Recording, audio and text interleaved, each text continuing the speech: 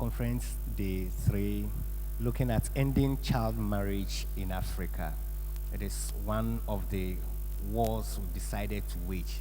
This time it is a positive war so that we can move away from what has been described as culture, but what the experts know is far away from culture, but maybe something that has been done that is not so right and has stayed over a period and should be eliminated now. I have joining me for the panel a set that are experts, super experts, I would say, in the issue that we are talking about, because they just don't talk about it, they are working directly on these issues. They will do the introduction directly so that you get to know what they are doing in relation to ending child marriage, so that as they share the experience, you will know that this is not just academic, but it is something that is quite practical on the ground. And for the fact that we all have a role to play, we don't go asking someone, so what are you going to do about it? Let me first move on to this eminent person, not just around here, on the continent and beyond. Thank you and good morning. My name's Nyara Zai. The rest is patriarchy. My name is Nyara Zai Gumbonjanda. I'm the General Secretary of the World YWCA, leading a global movement in 120 countries, reaching 25 million women and girls. I'm also the African Union Goodwill Ambassador for the campaign to end child marriage and the founder of Rosaria Memorial Trust, an organization I founded to honor my mother, who was married when she was 14. I was born not as a product of love, but as a product of convenience. Wow. Good morning, ladies and gentlemen. My name is Dinah Adiko. I work with the Ministry of Gender, Children, and Social Protection of Ghana. I am the technical advisor on gender, and I also coordinate the Ending Child Marriage campaign in Ghana. The campaign was officially launched 2 days ago on the 10th of February by His Excellency, the President of the Republic of Ghana, and the First Lady, with support from the AU and other First Ladies across Africa. We started work on ending child marriage in Ghana about a year ago, slightly over a year ago, and we are still gathering momentum to see that the practice does not continue in our dear country. I welcome all of you who are not from Ghana to Ghana. I hope you have enjoyed your stay. And for those who are from Ghana but made it early this morning, thank you for coming. Thank you. My name is Richard Mautojikunu. I'm with Curious Minds, and we've been involved in a lot of advocacy work around sexual reproductive rights for young people, and in recent times, campaigns to also end child marriage with the UNFPA. So I will also be sharing from an advocacy perspective how young people are getting involved with the campaign, and being a boy, share a bit of experience of how I feel the whole child marriage thing should be stopped and how it's affecting society. Thank you very much. Good morning all, Chandramouli, W.H.O. I'm from India originally. My mother is 86 years old. She's alive and well. She lives in Bangalore in South India. She's named Sharada. So she was named Sharada by her parents after the Sharada Act of 1929, the year of her birth, which made child marriage illegal in India. My mother was fortunate to be born to a well-educated family. Her father was a British Indian Army officer. She was educated and she was married in her 20s. But the point is, 1929, Sharda Act, but still around half the girls in India are married below the age of 18. So one of the points I will make in my presentation is laws and public pronouncements by important political leaders are important, but by themselves they'll change nothing.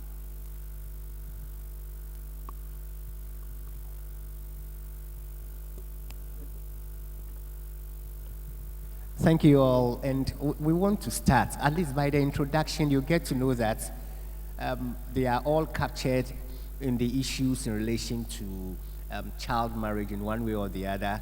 Nyorazai has got so much experience to share in it. Dinah has seen even boys. See, sometimes the moment we talk about it, we forget about boys. She will be talking about it in the course of it.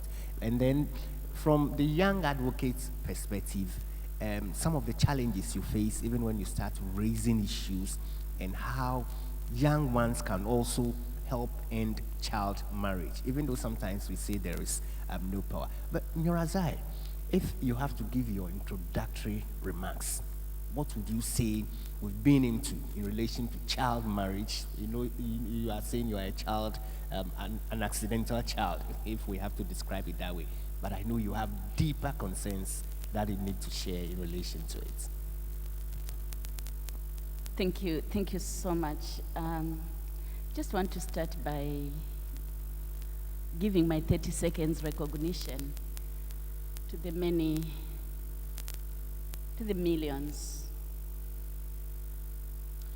millions of the girls on our continent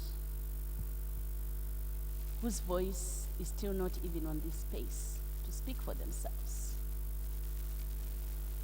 who we are calling experiencing child marriage. It's not marriage. They are girls who have been raped. They've been abducted. Some of them have committed suicide. They've had unwanted and unplanned pregnancies with no choice. They've been bruised for the rest of their lifetimes. They've not found justice. And yet they dare to continue to find ways of telling their stories. So I'm just standing here to honor each one of those girls, each one of those young women, each one of those who continue to dare to speak out. And I'm standing up in recognition of each one of you and for the Africa Conference on Sexual Health and Rights for placing this issue on the agenda. I'm also standing up to salute Ghana. Congratulations for launching the campaign to end child marriage in this country.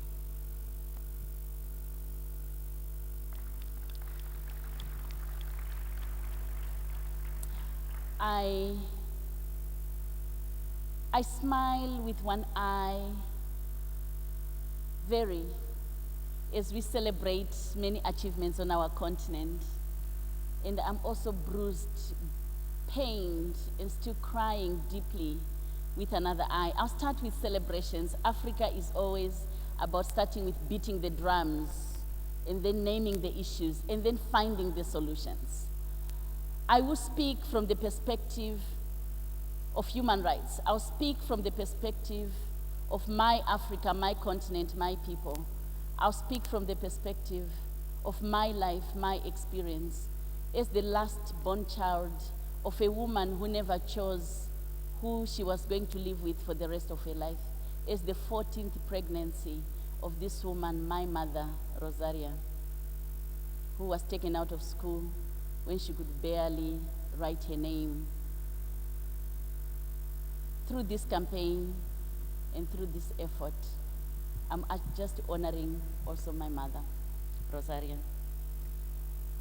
I smile with one eye because I'm celebrating our collective commitment as a continent to say we have to move from rhetoric, we have to move from policy commitments in our documents, in the Maputo Plan of Action, in the Charter on the Rights and Welfare of the Child.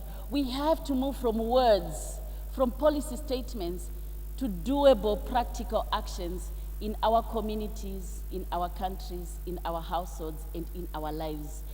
This is what the Africa campaign is about. It's about implementation,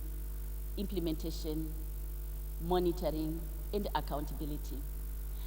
I'm smiling with one eye because today, with Ghana launching its own national campaign to end child marriage, we have 11 countries on the continent that have launched the campaign.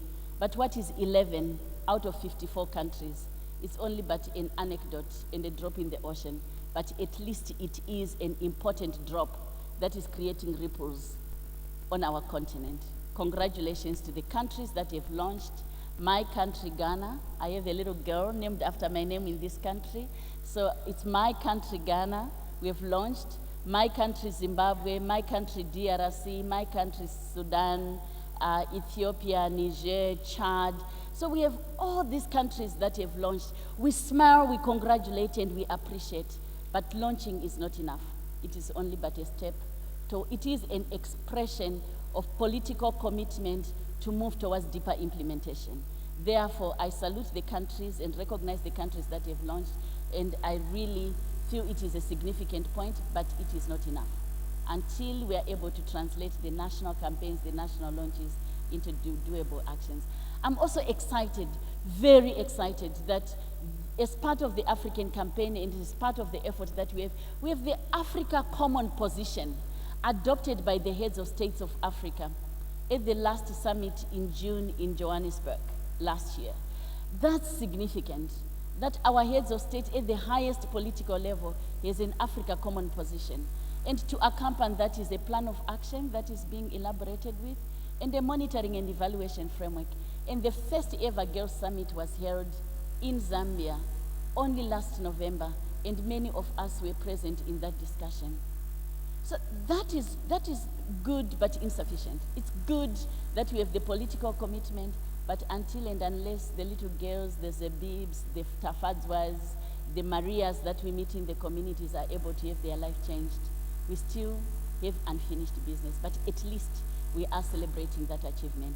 We are also celebrating the critical way in which the Africa campaign has been linked with the frameworks on the continent. The Africa campaign to end child marriage is anchored in the development agenda of the continent, in Agenda 2063. Ending child marriage is one of the critical indicators for monitoring Agenda 2063. The implications is that this campaign has to go on until 2063, until the last girl is not experiencing child marriage, because we are monitoring Africa's development in Agenda 2063 by also measuring progress towards ending child marriage. There can never be a prosperous Africa which is at peace with itself unless and until the daughters of Africa are no longer being raped, being abused, and they're able to realize their full rights and to enjoy those rights. This campaign is also anchored in the human rights framework of the African Union. The human rights framework, which we know, we have the African Charter on the Rights of People in Africa. We have the Maputo Protocol on women's rights in Africa. We have the African Charter on the rights and welfare of the child.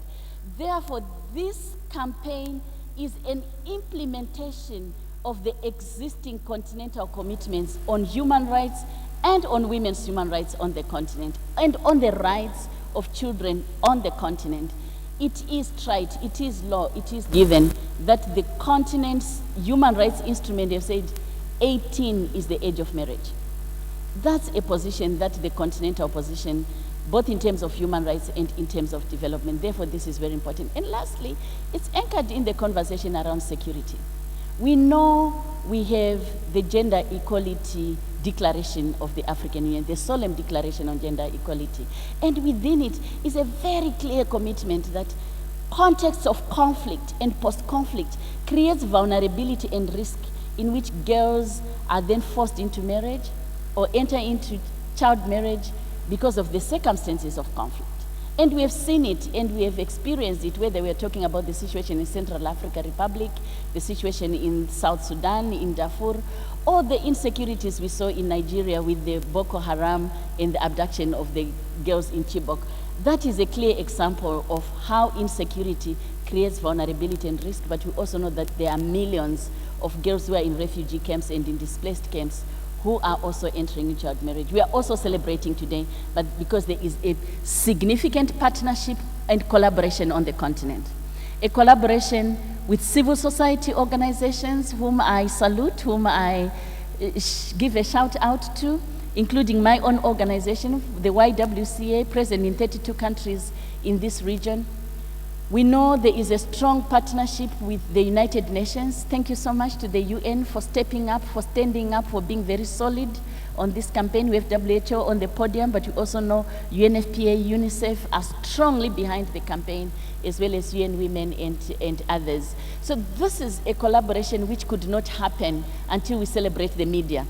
So as we continue with the celebrations and the recognitions, we need to really appreciate the role the media has played on the continent in telling the story and how the story is being told.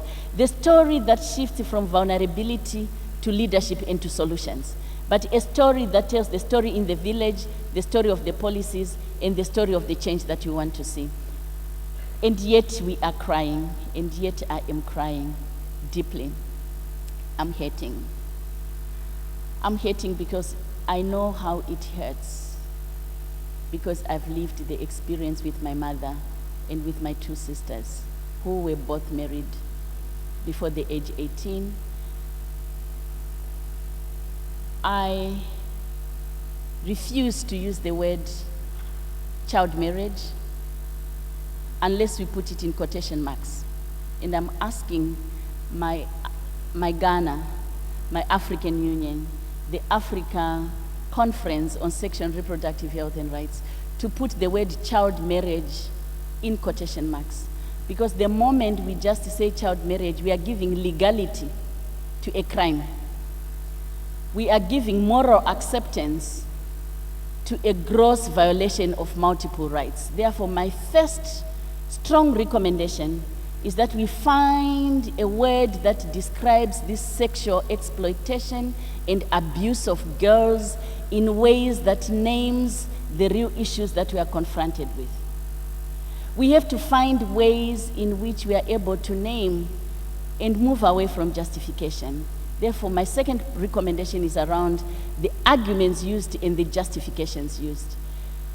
It's always an argument that girls on the continent are married because of poverty.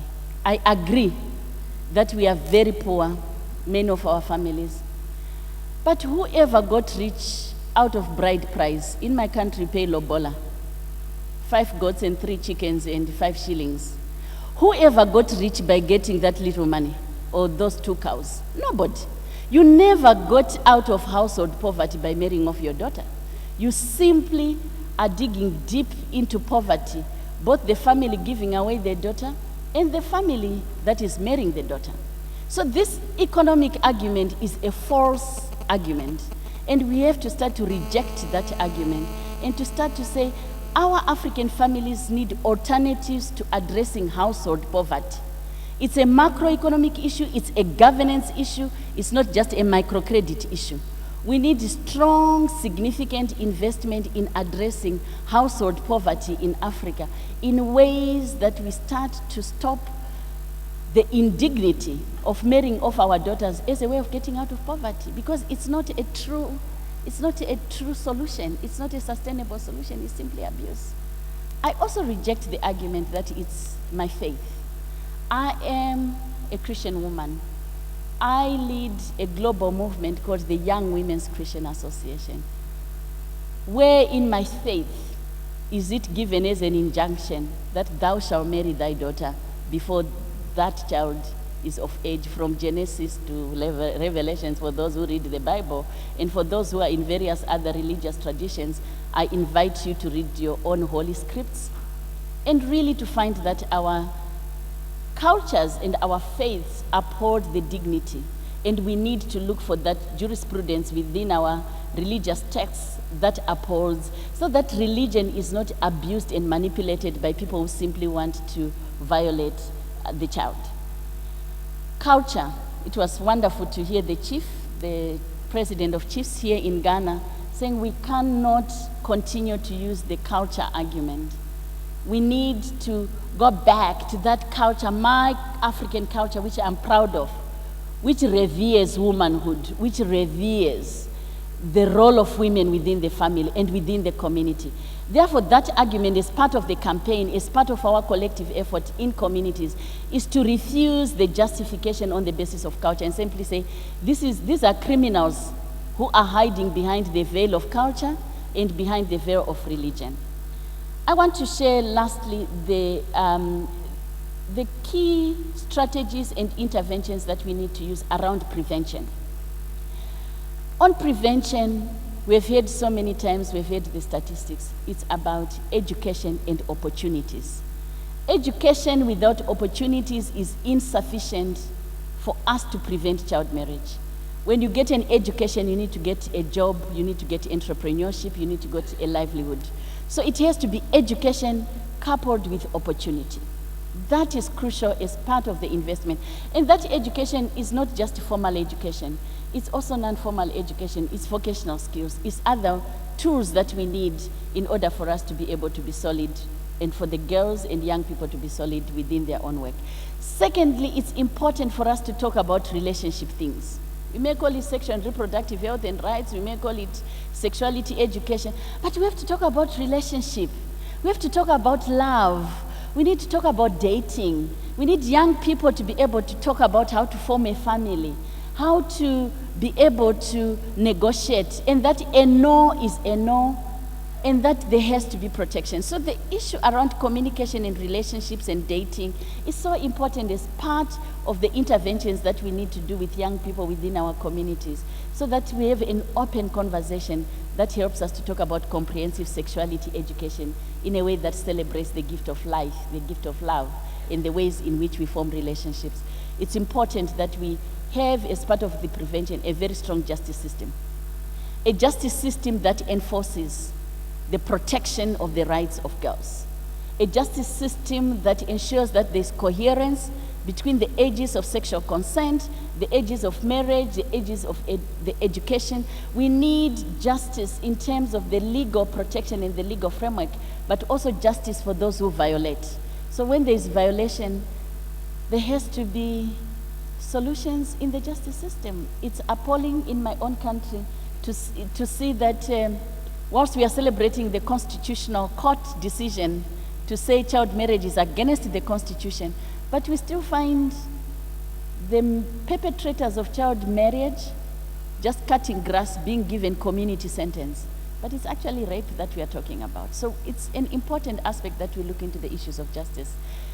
It's important that we look into practical access to services. So services for girls, for young people, but also healthcare services, social welfare services, and other services, so that it's not just confined to health services, but to other services that are needed. My last recommendations are around married girls. The campaign and our work continues to place emphasis on prevention, and I agree. We must step up prevention. We must cut the numbers. We cannot allow these 39,000 girls married each year. We cannot continue to accept countries on the continent having 70% of their girls married before the age 18. We cannot continue to accept even 20%, even 5%.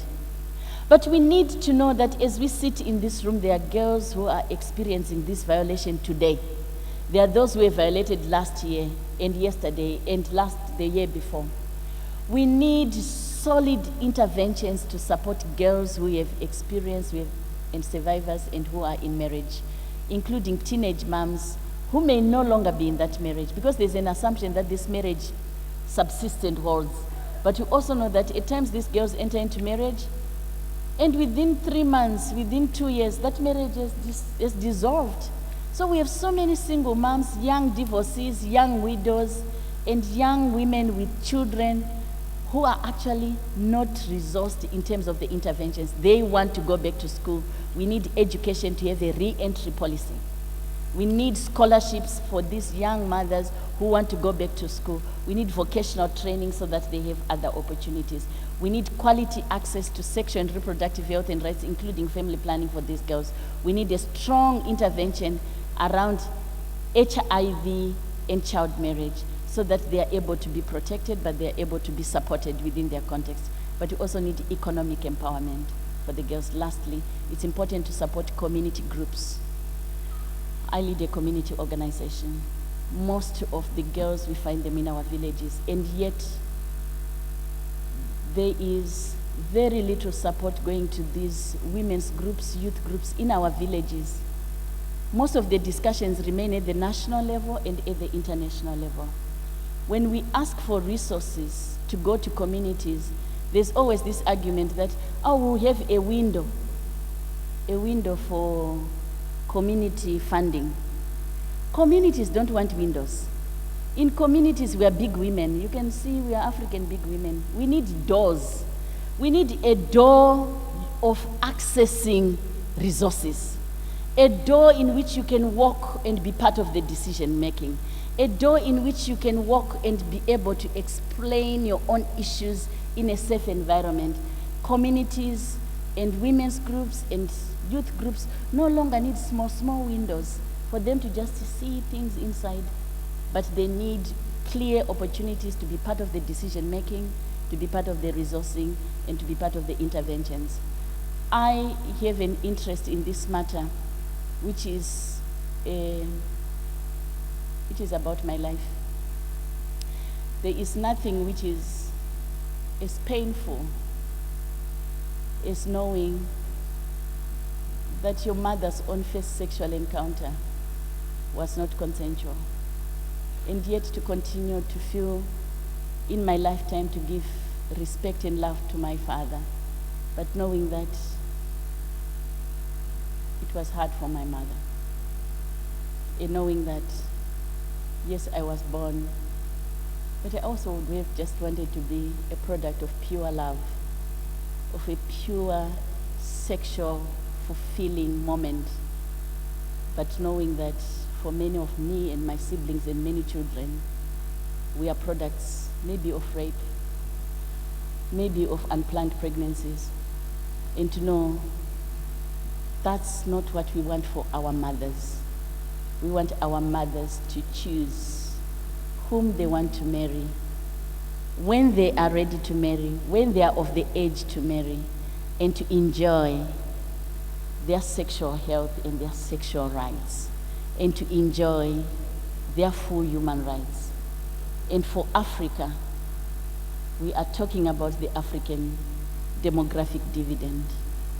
There can never be an African demographic dividend if the millions of the daughters of Africa are groaning in pain and are losing opportunities to live their life to their fullest and to give the best they can, to the best potential of who they are, to their own people, to their own families, to their own communities, and to their own continent, and to their own world. I invite each one of you to take action personally. It's about you and your family and your friends.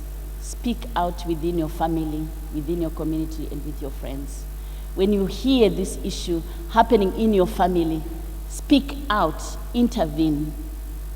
I reach out to you in your organizations. Integrate the effort to end child early and forced marriage as a core part of your work.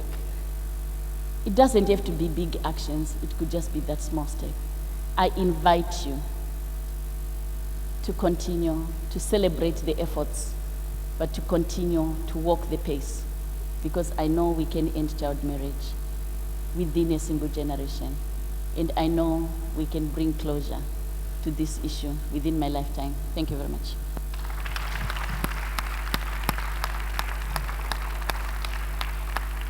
Thank you so much, Nyarazai. At points, I wanted to break in, then I know, wait, because Nyarazai is speaking from two perspectives, from that joyful part and from that other eye that is shedding tears for what is happening. And I know it covers a lot of what we want to touch on. But Dinah is also coming from a perspective that is so important to this debate, discussions that we are having. Remember, we are reducing it to the practical level, not just the academic.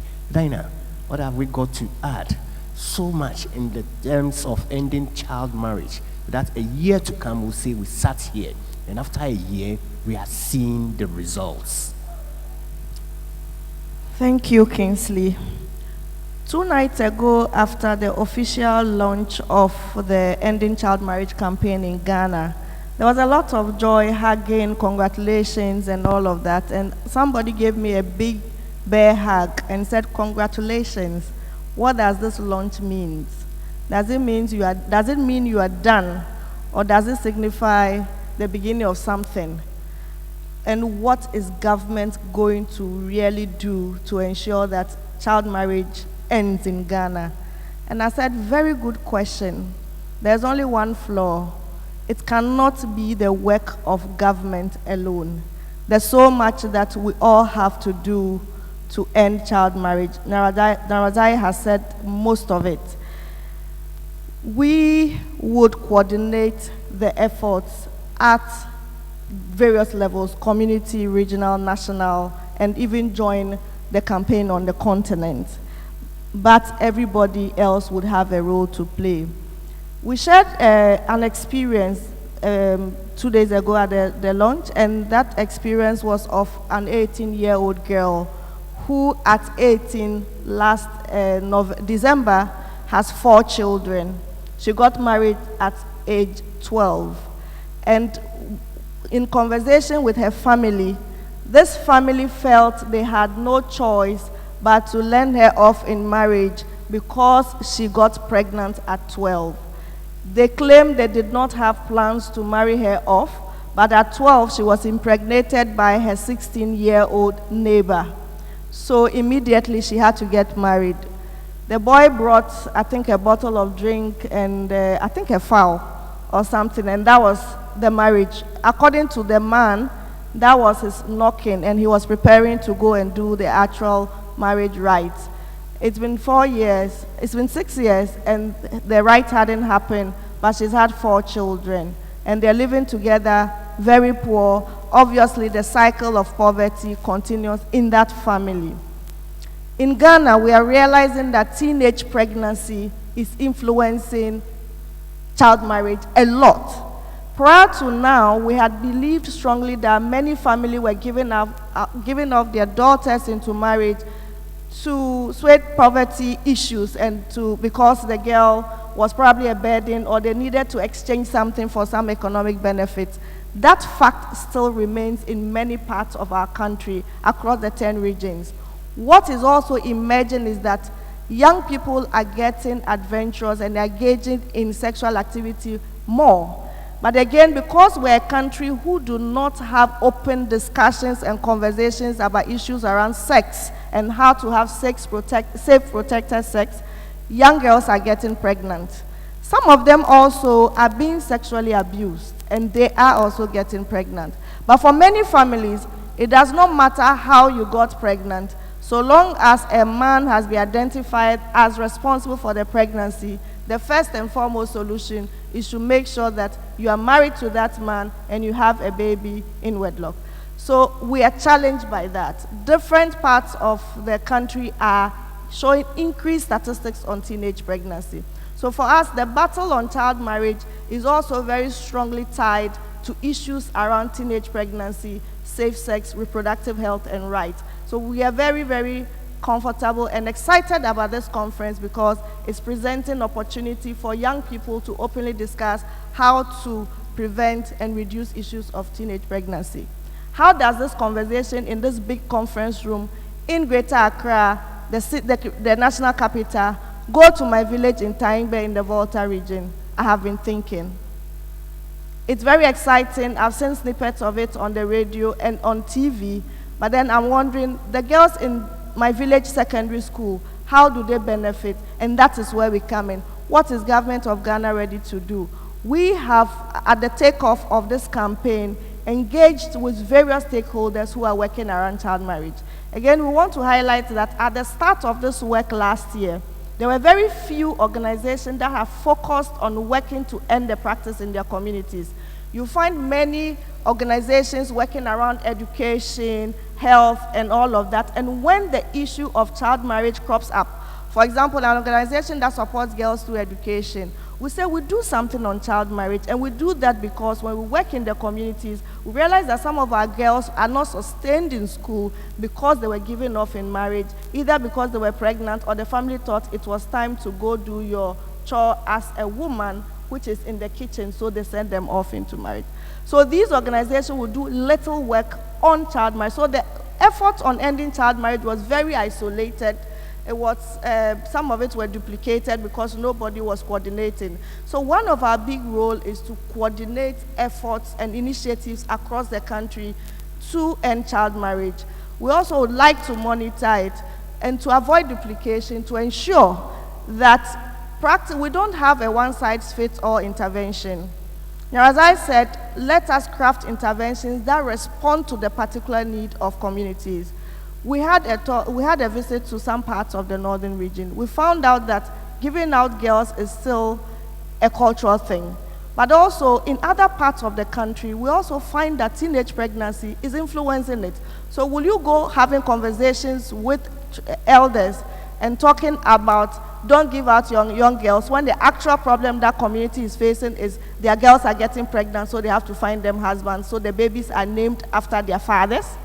So we would have to find, and it's very critical for a lot of families. One of the other things that we have found that influences child marriage is family honor. We were having conversation with some traditional leaders in the Ying district, community of the Sabalugu district in the northern region. And when we spoke with the elders, who were mainly men, one of the things they said was, the girls are growing, their bodies are developing, they are beginning to move around and showcase their developing body. So we are worried they could start having sex and get pregnant, which is a dishonor to our family. So we better put them in marriage so that whatever it is they want to do sexually, they get it done within marriage confines. So those are some of the priorities of communities. Do you sit and allow it to thrive, or you find ways of engaging to reduce it? So those are some of the background of how child marriage happens. So for us as a lead institution and government, the first step was to set up a coordinating unit which would work at pulling all efforts together from across the country. And this includes civil society organizations, other state institutions, the health sector, the justice sector, the education sector, working with young people across board. And then with development partners who support us with technically and financially to ensure that we reach far. We also, as a country, do not have a framework or a guiding document that speaks to how we respond. How do we define the problem? How do we implement interventions that cut across the various sectors? We don't have such framework, and it makes it easy for people to do anything, anyhow, and even to monitor what is being done. Many people have said we are tired of having policies that sit on the shelf, but it's even more dangerous to go off on a journey without a guide. So we're saying that if we want to be committed to this process, let's put our thoughts and our experience from our country and other parts on paper and let other sectors be guided by it, including government. So what does the strategic framework want to do? It wants to provide a vision on how to end child marriage. It also wants to propose key strategies and interventions and activities that different people can do to ensure that child marriage it actually ends in the country. And then it would ensure coordination at different levels. This is happening at different levels and must be prevented at different levels. So this is a document that the ministry is leading the process on developing, but it's been developed through a consultative process. So that we don't have a few experts who have worked on child marriage or have worked on child rights or gender issues to draft, but we have people making inputs from across board and saying that this is how we think our country should respond to ending child marriage. Again, we have set up a group of people who are not necessarily just experts in child marriage. Even though we have various government institutions represented on this committee, we have a lot of traditional leaders because, again, for us, we don't think this problem is defined or influenced by religion, because many of us, Ghana is predominantly Christian and Islam, these two religions do not condone or propose child marriage. It sits a bit more comfortably within our culture and tradition, which is influenced by gender norms and gender beliefs, that women are of a certain value in society. So if we want to work on ending child marriage, we have no option but to engage with our leaders who hold custody of our culture and of our tradition. So we're seeing shifts. We have very strong allies and partnership with the traditional authority at the highest level, which is the House of Chiefs in Ghana. We have 10 regions in Ghana. Every region has a president who is the House of Chiefs, who communicates back decisions at the House of Chiefs at the national level back to their communities. We thought that would be a very strong entry point, and we formed very strong allies. And it's very interesting to note that the chairperson of this committee is the president of the House of Chiefs. He's very committed to this cause, so it's making it easier for community entry, for open discussions and all of that. We think that's a very strong point. Media. The media in our country is extremely vibrant. They set the agenda for us. If they wake up this morning and they decide across board that this conference is an issue of interest, so be it. You can't have it to go away. They're going to talk about it morning, afternoon, evening, and then that's the traditional media. Social media picks it up, and the issue becomes viral.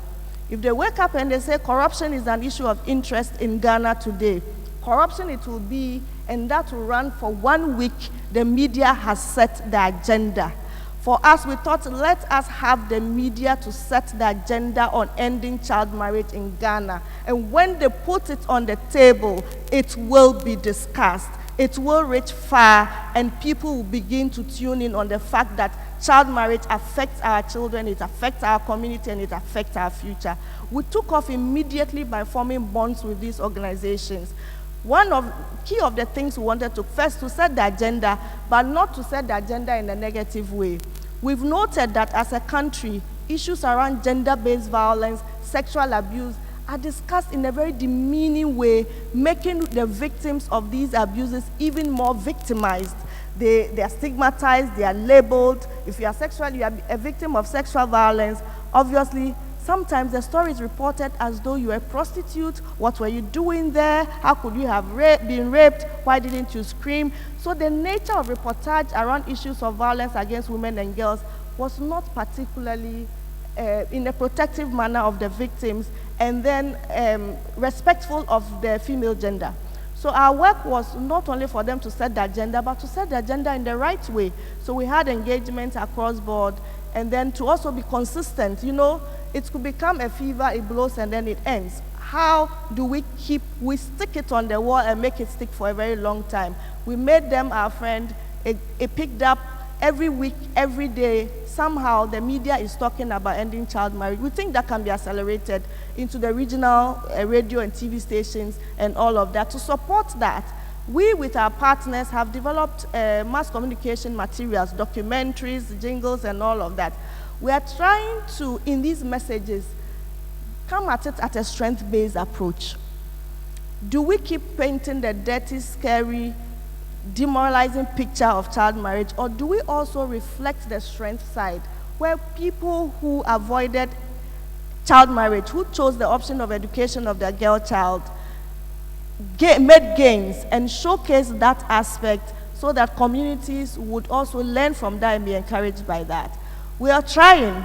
How do we let people know the devastating impact of child marriage versus the good side, and then get them to come on board? So we developed a lot of materials that will be used on the airwaves to ensure that people are informed and behaviors are changed. We also are in the process of strengthening or developing a monitoring and evaluation to some extent system. How do we track the work that is being done over a period and actually reflect that these interventions yielded good results? Or is it water that we are pouring into a basket? We want to be sure and want to monitor it at a very gradual pace, but at least let's see the results, showcase it, and let's inspire other people to do work around child marriage. Lastly, I would like to say that we believe very strongly that the government, through the Ministry of Gender, Ministry of Education, Health, Chieftaincy, would not be able to achieve this alone. This has to be based on very strong partnership with different sectors, particularly civil society and the media. So we are trying to strengthen those relationships. We're trying to encourage organizations who have the capacity to take interest on ending child marriage and to let all of us get into the communities and effect the change that we desire to see. So this is for us as government, it's about leadership and ownership and directing the course and ensuring that at the end of the day, we actually see an end to child marriage. And we want to work ourselves out of jobs. We shouldn't be doing this for the next 10 years. Then we are failing. We have to work ourselves out of jobs by ensuring that child marriage is no more. And certainly, I may join the IT organizations and then do some other work. Thank you all for listening.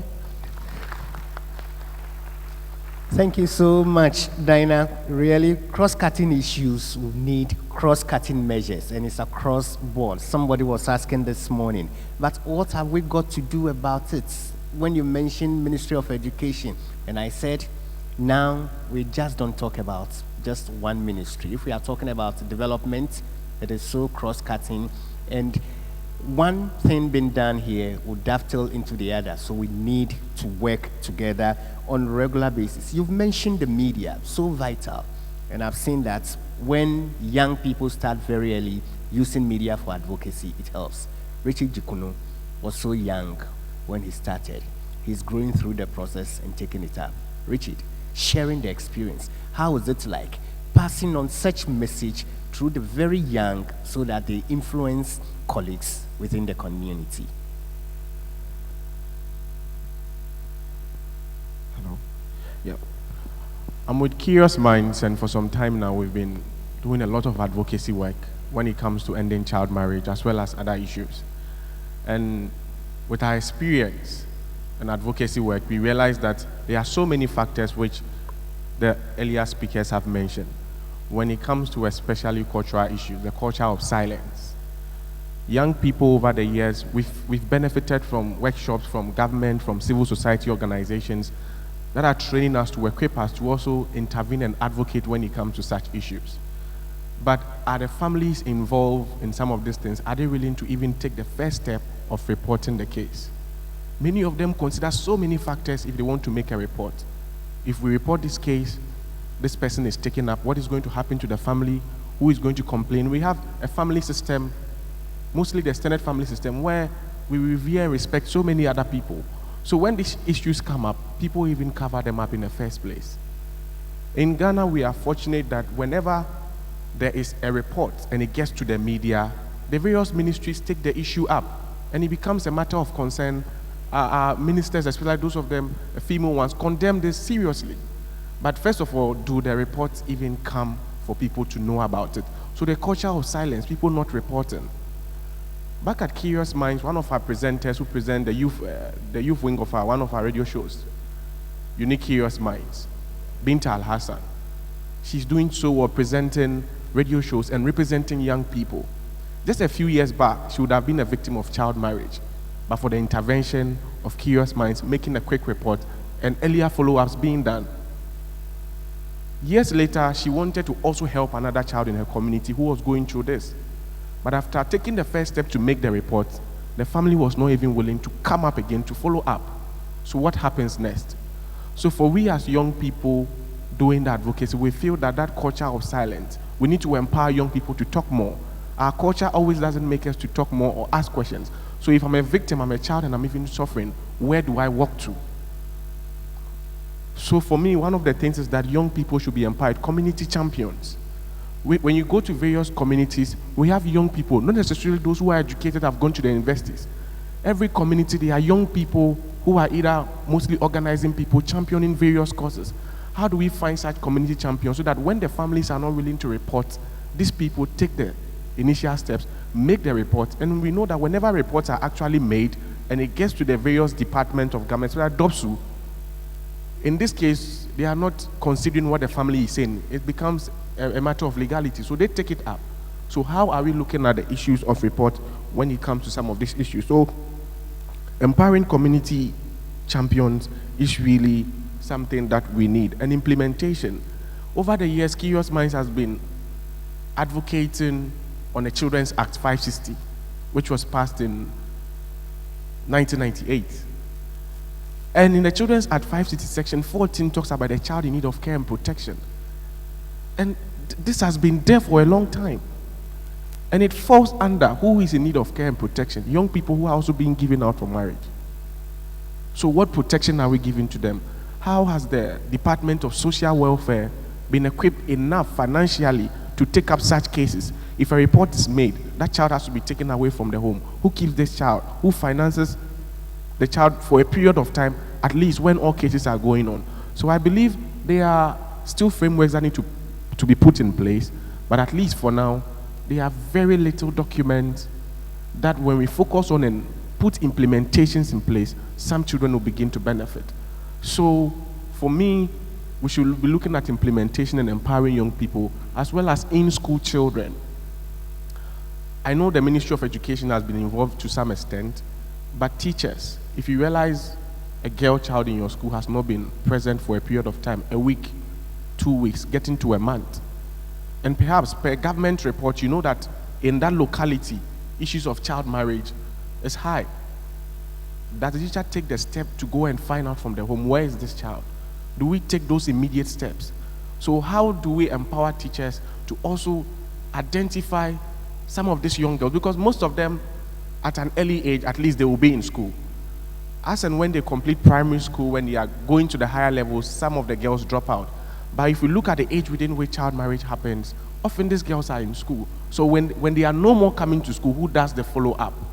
So that reports can be made for immediate steps to be taken. So as a young advocate, we've been involved in this process. We are championing the cause.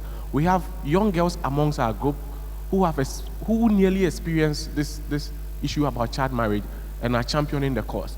So I know there are consultations also going on, and young people are also involved, who also contribute our ideas.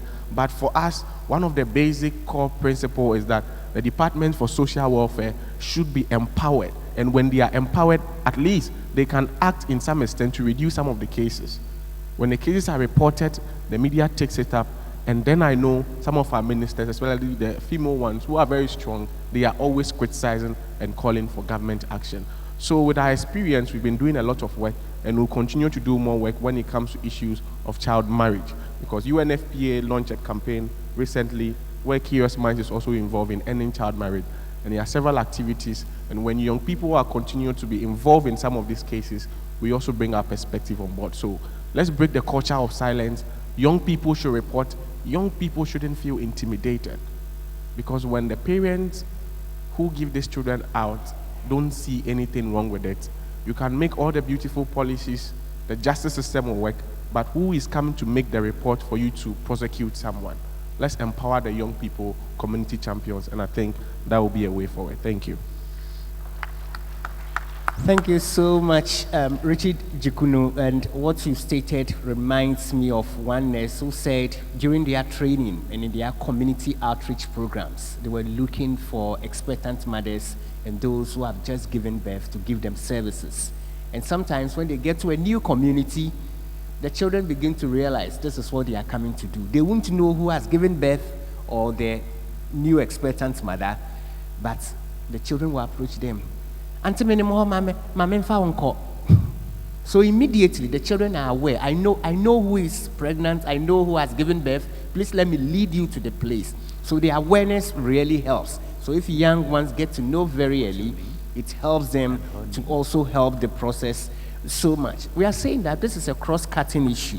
Health comes in, education comes in. We are talking about the justice system. We are talking about everybody. When we move to India, even though in Africa we are talking about issues in relation to bride price mainly, because we pay bride price mainly here, India should be paying dowry. So why should a girl be pushed early into marriage? I know there are other health connections. Chandra Moli has got more on it. Thank you.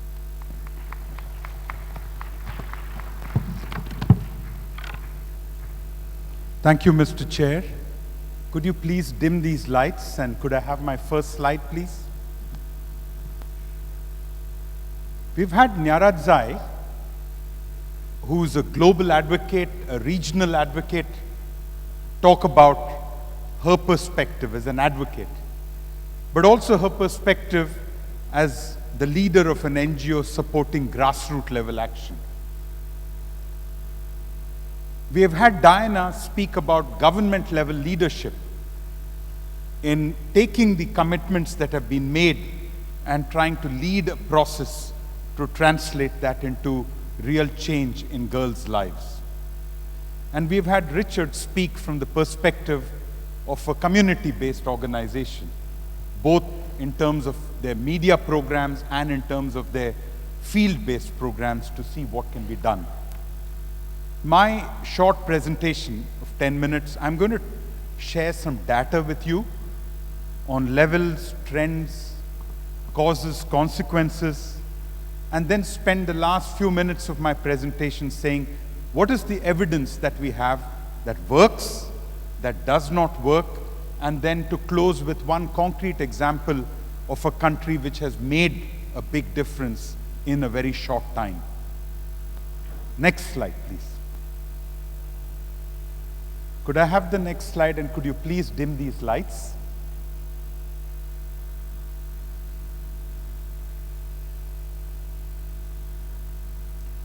In the next slide, what we have is a definition of child marriage. So child marriage is a union between two individuals. At least one of them is below the age of 18. And this means that this can be, of course, as Nyaradzai said, although we use the term marriage, in many cases that term is not very appropriate. Because below the age of 18, in many places is illegal, but it still continues to happen. But in many places it is not illegal. And in fact, it is very well within the law. So it's legal marriage, but it is child marriage. So that's the big challenge for us. Could I have the slides, please?